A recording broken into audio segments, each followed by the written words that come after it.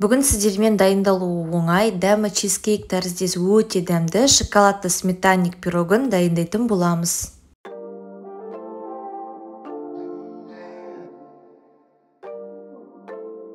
Алдымен қамырымызды дайындап аламыз. Жұмыртқаның үстіне ерітілген сары майды салып, венчиктің көмегімен жақсылап араластырамыз. Кейін сахарная пудраны салып, 1 минут аралығында араластырып, соңында електен өткізілген ұн және разрыхлителімізді салып, өте жұмсақ қамыр илейміз.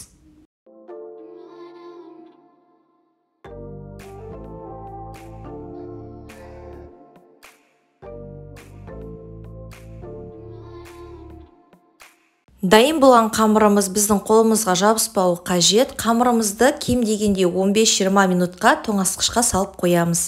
Енді шоколад пен сары майымызды микроволновкаға 1 минутқа салып ерітіп, оған дейін жұмыртқамыздың үстіне секерді салып, венчиктің көмегімен 3-4 минут аралығында араластырамыз.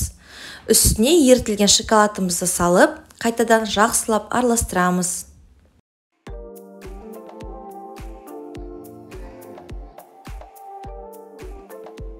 Дайын болған шоколадты массамыздың үстіне алдымен қаймағымызды, кейін какаомызды салып, біркелкі масса болғанша жақсылап араластырамыз.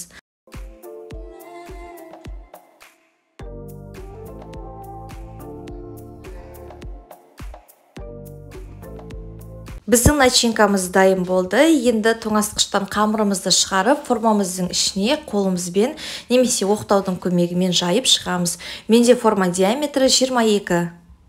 Қамырымыздың үстіне салмамызды салып, 160 градус қызып тұрған пешімізде 40-45 минут аралығында пісіреміз. Суытып, формасынан шығарып, өз қалауларыңызша әсемдейсіздер. Мен бетіне ерітілген шоколад құйдым.